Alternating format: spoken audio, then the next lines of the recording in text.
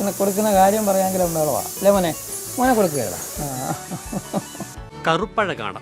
സാധാരണയിൽ കവിഞ്ഞ ഉയരവും അതിനൊത്ത ശരീരവും, നന്നേ ചെറിയ കൊമ്പുകൾ, ആടയാഭരണങ്ങൾ അണിയിച്ച് പൊട്ടുതൊടുവിച്ചാണ് മാധവനെ തൊഴുത്തിൽ കെട്ടിയിട്ടുള്ളത്. ചിരിക്കാൻ അങ്ങ് ചിരിച്ചോ? ഞാൻ അങ്ങ് പോകണം, ഞാൻ മാറിക്കോളാം. കോട്ടാങ്ങൽ പുത്തൂർ വീട്ടിൽ രാധാകൃഷ്ണ പണിക്കരാണ് മാധവന്റെ എല്ലാമെല്ലാം. 2 നേരത്തെ കുളി, തീറ്റ എന്നിവയിലടക്കം അദ്ദേഹത്തിന്റെ ഒരു കൈ വേണമെന്നത് മാധവന് നിർബന്ധമത്രേ. സുനന്ദിനി ഇനത്തിൽപ്പെട്ട പശുവിനുണ്ടായ കുട്ടിയാണ്. ഇപ്പോൾ 4 വയസ്സ്. വീട്ടിലെ ആളുകളെയും അവർ ഉപയോഗിക്കുന്ന വാഹനങ്ങളുടെ ശബ്ദവുമെല്ലാം മാധവൻ തിരിച്ചറിയും.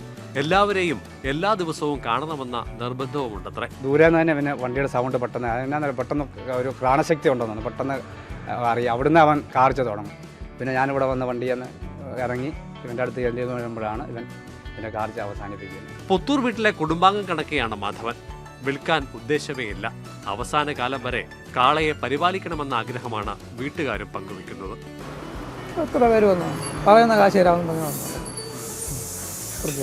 അന്ത്യ ഇവിടെ തന്നെ, അന്ത്യ ഇവിടെ തന്നെ.